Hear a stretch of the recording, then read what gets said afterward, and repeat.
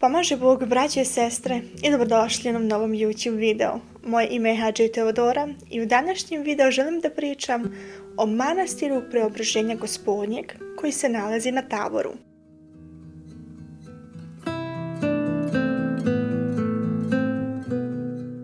Posjetila sam ovaj manastir 2019. godine kada sam obilazila na pokloničkom putovanju mjesta u Svetoj zemlji. Sjećam se kada smo krenuli najprije iz Jerihona prema Jerusalimu, da bi otišli u Patrijaršiju i kasnije opet preko Jerihona išli dalje prema Nazaretu, da smo prolazili zaista kroz različitu vegetaciju. Najprije kroz Judejsku pustinju, vidiš tu pustinju, to jest nema nikakvog zelenila, gola brda, nema drveća, sve je ono suvo, vozimo se, dolazi checkpoint, prelazimo iz Palestine ponovo u Izrael i nije ni prošlo duže vrijeme, odjedanput kad sam gledala kroz prozor vidim mijenja se vegetacija, sve nešto zelenije, vidim dugačka polja, vidim da raste neko povrće, vidim iz daljine neko brdo i nekako sam imala taj osjećaj to je sigurno Tavor.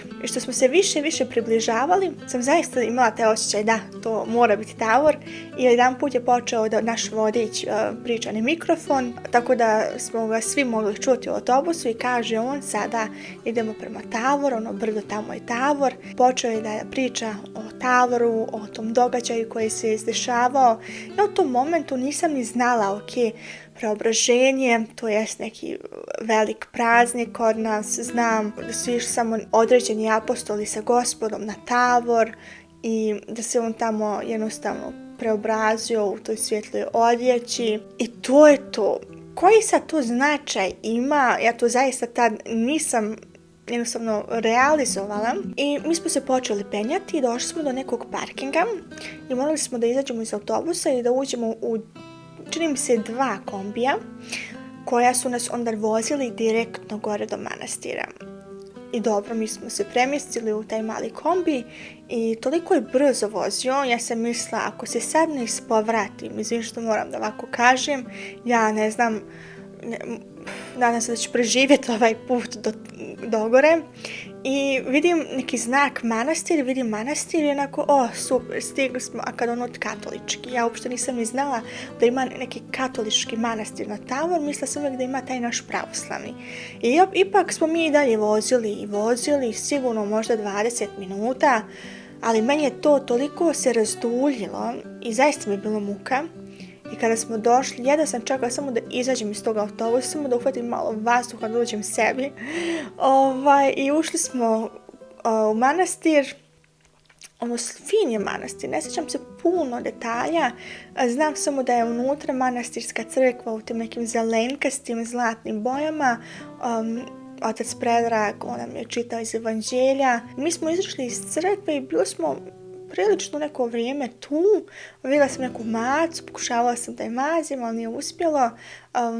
I kada smo izišli van manastira, mislila sam da direkt kombi čeka ispred nas, ali nije, morali smo da čekamo još na kombi, pošto se i to još razduljilo, neki su vadili sebi jelo i jeli i kobasice i hljeba i ja onako, kako sad možete da jedete? Meni nikako nije bilo do toga da bilo šta jedem, jednostavno sam preživljavala da ne povratim, zaista.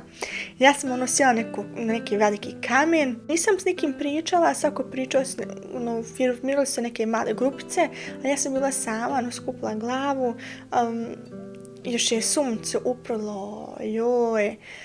I jednostavno sam sagnula glavu da bi se sačuvala od sunca i došao je kombi i ja onako, sad moramo još da uđemo unutra i sad se moramo još vratiti, samo da stignemo do autobusa, ja ne znam kako ću da izduram.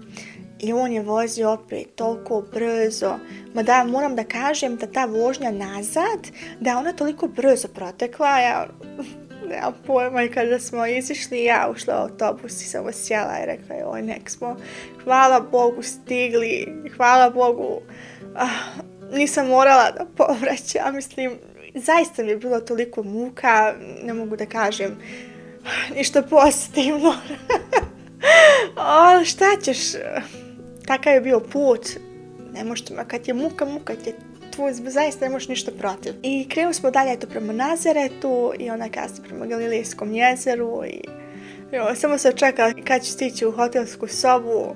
Iako smo tog dana toliko toga još doživjeli i bili još na brodu na Galilejskom jezeru i svašta nešto doživjeli. Zaista bio a i naša grupa, moram da kažem, toliko je bilo super sa njima putovati i toliko smo se smijali, svi smo se družili, niko nije bio ljubomoran ni nikoga, nisu bile nikakve scene, nikakve da je neko ljut na nekog ili neke svađe, ništa od toga nije bilo. Svi smo se družili, nebitno koliko je ko imao godina i da, zaista se rado sjećam tog putovanja, iako je bilo, djelimično zaista naporno kao taj dan, kad mi je zaista bilo loše i baš muka. Ali čim uđemo u neku svetinju, mučnina ode. A čim izađem iz manastira, opet mučnina tu. Tako da, i takvo iskušenje čovjek mora jednostavno da prevaziđe, ali ne smije jednostavno da u tim momentima i odustaneš, nego ideš dalje, znaš zbog čega si došao, znaš koliko kilometraža si prešao, da sve to obiđeš i da sve to vidiš. Tako kada svi vi nalazite u nekoj situaciji, imate neko iskušenje, ne mora to biti neka mučnina, može to biti nešto sasvim drugačije. Jednostavno, pomolite se Bogu i samo idite dalje, ne odustajte, ne vraćajte se nazad i vidjet ćete iskušenje će kasnije i proći i osjećate toliko olakšanje i toliko blagodat koju se rijetko može objasniti. I eto, vidimo se u sljedećem videu. S Bogom, amin.